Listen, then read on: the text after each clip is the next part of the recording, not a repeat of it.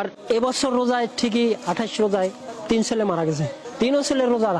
ছেলে আমার শেষ খানা খাওয়াইছে, আর চোখে দেখতেও পারলাম না ছেলেরে। খবর পাই আসলাম, আইয়া দেখলাম ছেলের লাশ। আল্লাহ, তুমি কেন আমার কাছ থেকে আমার 3টা সন্তানকে কেড়ে নিলা? তুমি এবছর ঈদের টাকা পাঠাই দিছি, আম্মু ঈদের মার্কেট করবে, তোমার টাকা আমি পাঠাই নাই। আব্বু তুমি আসো, তোমার আমার মনের মতো আমি মার্কেট করে দিব।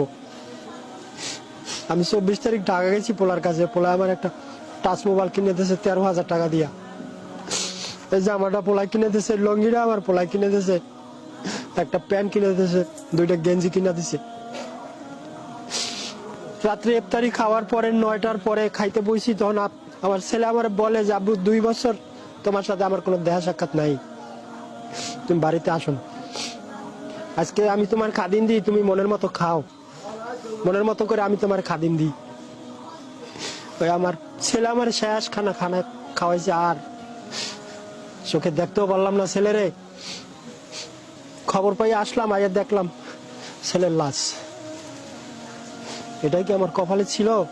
আল্লাহ, তুমি আমার কেন আমার নিঃস্ব করে সব কেড়ে নিয়ে গেলা? তুমি, আমি কি অপরাধ করেছিলাম, কি অন্যায় করেছিলাম? আমার জীবনে আমি এমন কোনো অন্যায় করি নাই। কারণ আমি যদি অন্যায় করে থাকি সেটা তো আমার মনে থাকে, আমার দিলে থাকে আমি কবে অন্যায় করেছিলাম। এমন কোনো অপরাধ করি নাই। আল্লাহ, তুমি কেন আমার কাছ থেকে আমার 3টা সন্তানকে কেড়ে নিলা? তুমি 4 ছেলে ছিল। 3 বছর আগে রোজায় 18 রোজায় ওর নানা বাড়িতে বসে পুষ্কুনিতে পড়ে মারা গেছে একজন। 18 রোজা, ঠিক আসরের নামাজের পরে। আবার এবছর রোজায় ঠিকই 28 রোজায় 3 ছেলে মারা গেছে। 3ও ছেলের রোজা, 3টা ছেলে রোজা, এবং বড় ছেলে একটা রোজা ভাঙেও নাই। একদিন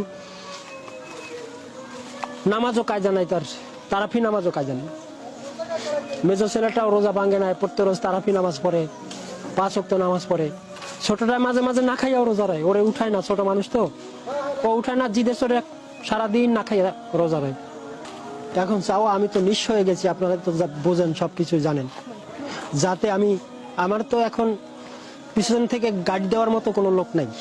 ছেলে তো আমার চলে গেছে। এখন সামনের দিনগুলো যে আমি কিভাবে চলবো, কিভাবে খাবো, কিভাবে থাকবো, আমার একটা ঘরও নাই। আমাদের এই লাইনের রাজীব পরিবহন যেগুলো আছে, প্রায় সময় আমি বাড়ি না থাকলেও তো, দূরে থাকলেও তো শোনা যায়, আমার ফেসবুকে দেখা যায় রাজীব পরিবহনে প্রায় সময় অ্যাক্সিডেন্ট করে, এখানে ওখানে, এখানে ওখানে। আমার মনে হয় আমাদের এই লাইন থেকে রাজীব পরিবহন বন্ধ করে দেওয়াটাই ভালো মনে হয় আমার। সবার কি মতামত তো আর জানি না, যেহেতু আমার ছেলে 3টাই রাজীব পরিবহনে নিয়ে গেছে, আমার মনে হয় যে রাজীব পরিবহন বন্ধ করে